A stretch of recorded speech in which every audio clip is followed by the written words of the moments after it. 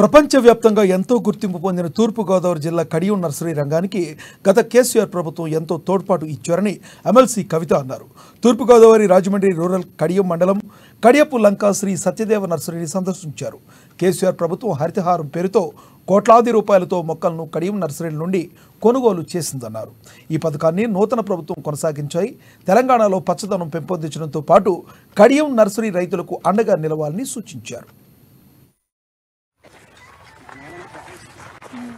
ఇవాళ నేను రాజమండ్రి దగ్గర ఉన్నటువంటి ముత్యాలమ్మవారి ఆలయాన్ని దర్శించుకోవడానికి రావడం జరిగింది.